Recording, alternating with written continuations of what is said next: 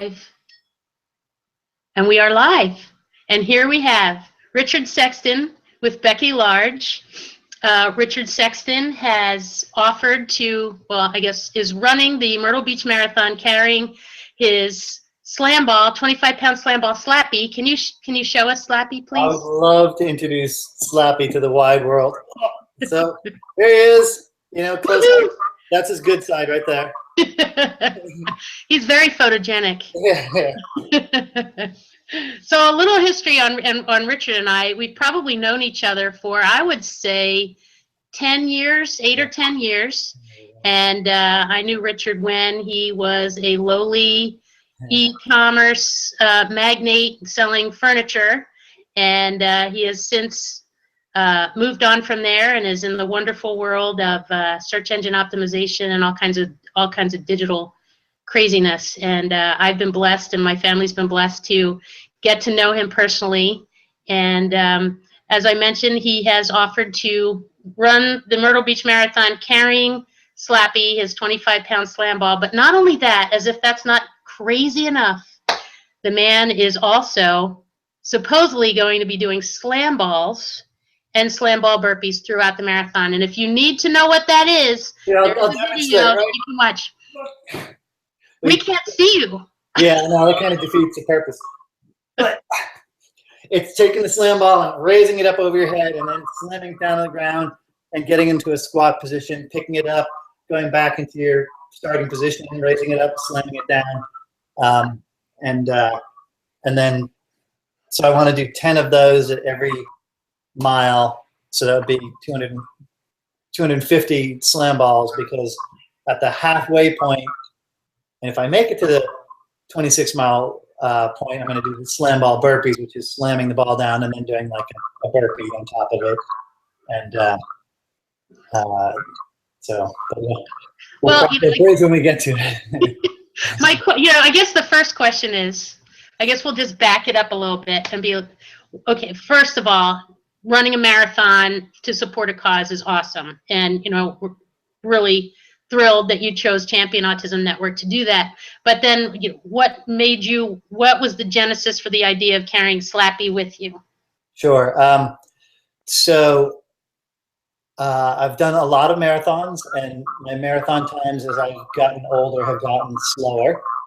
And last year's Myrtle Beach Marathon in particular was really challenging. I was just feeling terrible when I finished. And at the same time, I've been doing a little more CrossFit, a little more of these Spartan races, which are a lot of fun, not so structured as a regular marathon, that type of thing. And that involves a lot of carrying objects. So my trainer and I entered this 5K, and we had this bright idea, sort of a la Spartan, to carry a big log on our shoulders to do the 5K. And we actually did pretty good. And it was so much fun. Just watching the crowd. Yeah. You have a really warped idea of fun, but okay, go ahead. And then he got married and left, and so I'm like, okay, well, I'll just carry something else by myself. And since we do a lot of these in CrossFit, I got this 25-pound ball and did a 5K with it, and that wasn't so bad. So I discovered that I'm getting slower, but maybe a little bit stronger. So and so the two are kind of balancing off. So I don't know how it evolved. I thought, okay, well, I'll do a half marathon carrying this thing. And then I never got around to doing that, but I started training long distance. And then as things evolved and I learned more about Champion Autism Network, and I started substituting at a local school for exceptional children, it just, things kind of coalesced. I'm like, this would make a really interesting fundraiser opportunity if I could do it. And so running for autism was just kind of a natural evolution in terms of how it came to be. Right, but which is great. But like, okay, so you're running for autism, you're carrying Slappy, but then where did these slam balls and the burpees come in? Like where did that madness kind of? Because it'd be too easy just to run a marathon carrying a slam ball. I don't know. It's why be boring? So just I don't know. I love just the idea of the challenge. and also kind of, I mean, metaphorically, you know, carrying the ball, it's not just, you know, carrying up a bunch of weight. I mean, it is representative of the challenges and burdens that families living with autism carry with them. And I've seen it with your family. I've seen it with the kids that I substitute with at school. And as you know, we're going through our own international special needs adoption, and I'm sure that we're going to be faced with those kind of challenges as well. So that's what the ball really is to me, is like, okay, families living with kids with autism don't get a break. They live with this every single day, every minute, every hour. They can't just put the ball down and walk away.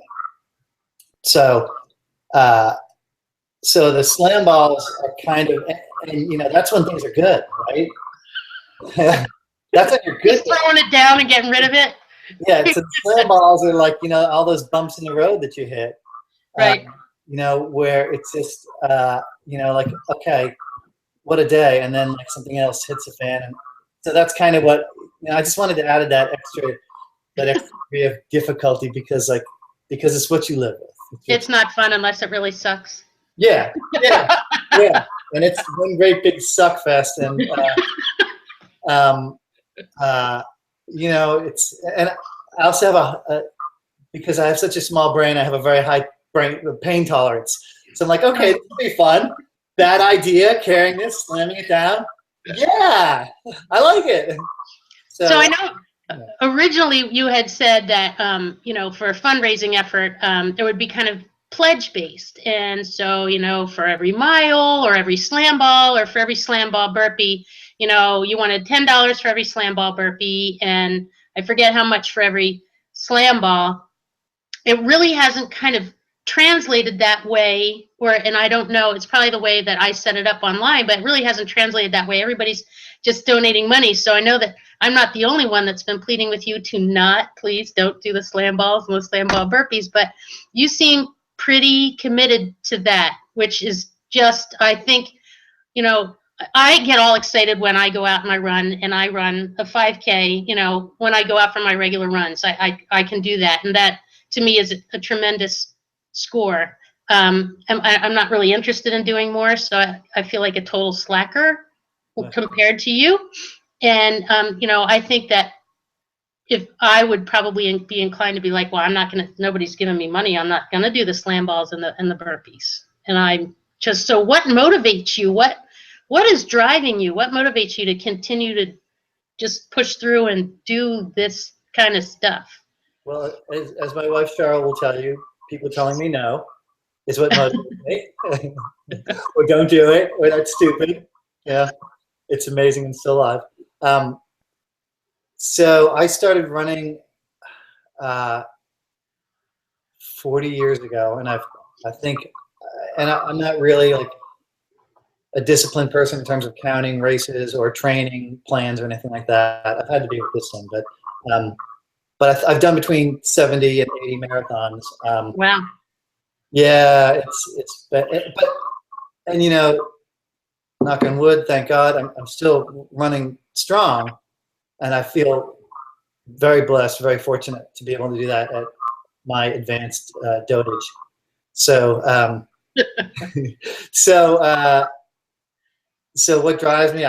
It's just, you know, you only go around once, and I thought it would be something kind of cool for the crowd to see too, especially like, you know, if I make it to mile 23 or 24, I'm like, ah, and throwing it down. You know, people love that stuff. They love seeing other people in pain. So, before we get to the race and that kind of type thing, so I have some. I've invited some CrossFit people. I invited a lot of people to watch. I have no idea who's watching, but how do you train for this kind of grueling exercise or feat? I call it a feat. How do you train for that? How long does it take? Yeah, I actually did have to train for this one to make sure I could do it. So I started in, I think, December. Started doing distance with the slam ball. So I just started doing it in increments with no particular pace, and I'd alternate weekends with a regular a slam ball run with a regular run. So I started 10 and then 13. And at 13, I think I posted a video in December. I thought I was going to die. I mean, it was terrible.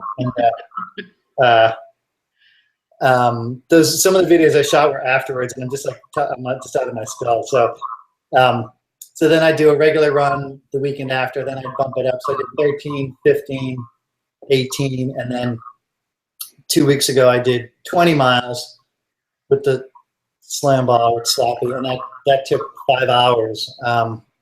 So I'm just trying to do it incrementally,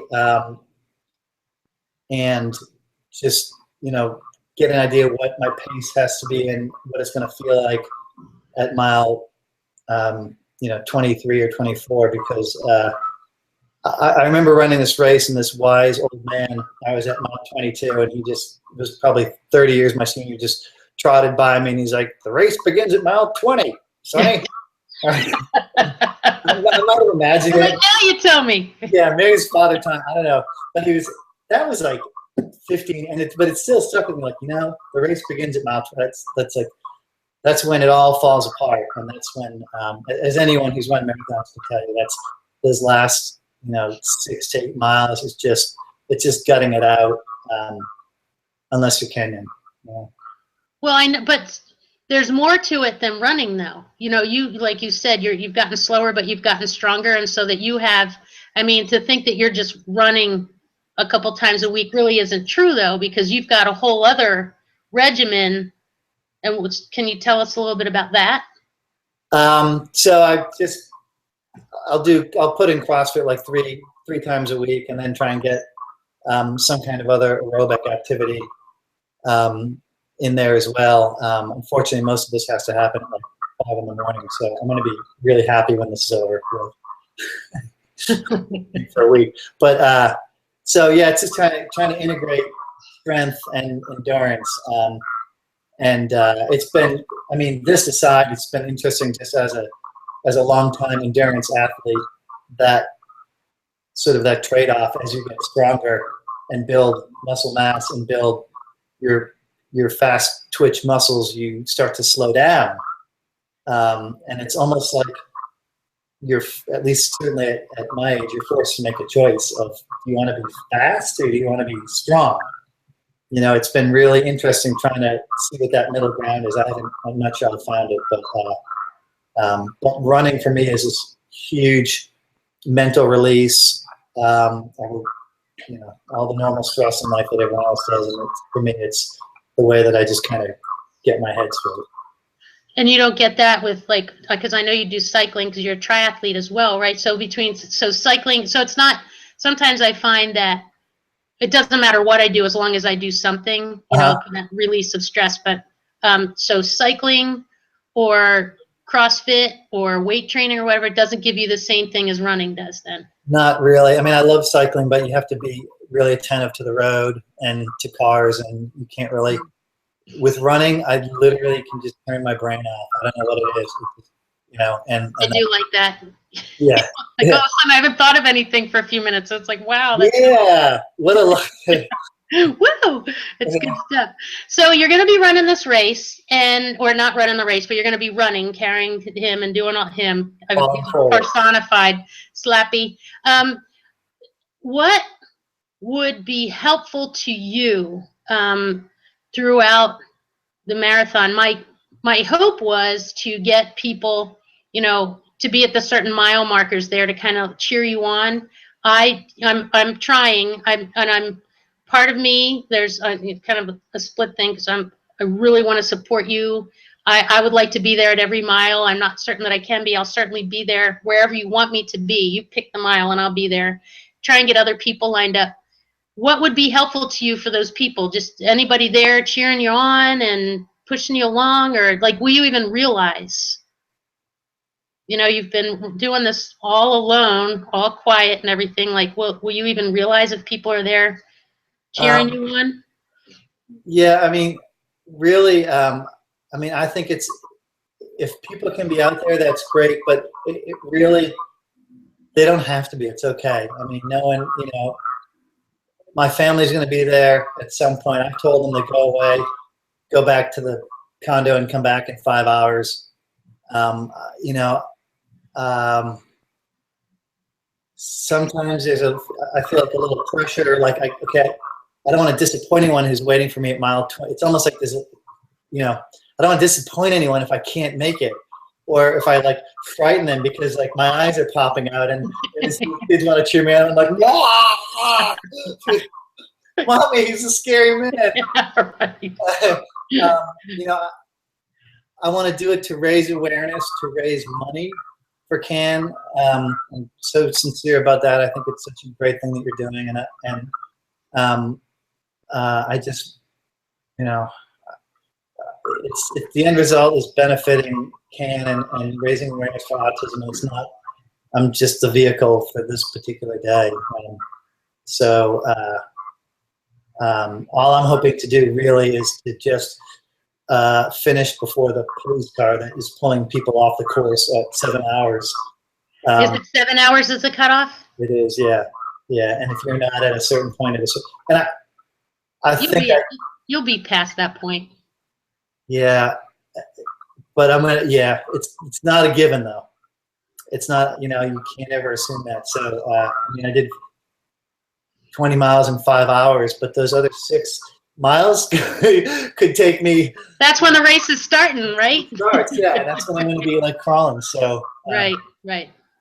So, but it doesn't. You know, it doesn't matter if people are there or not. I mean, I think it's great if they're just thinking of, you know, thinking of autism and thinking of the cause. That's certainly enough for me.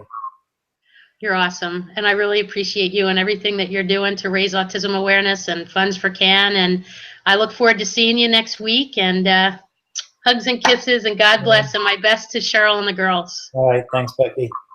Ciao. Bye. Have a good night. You too.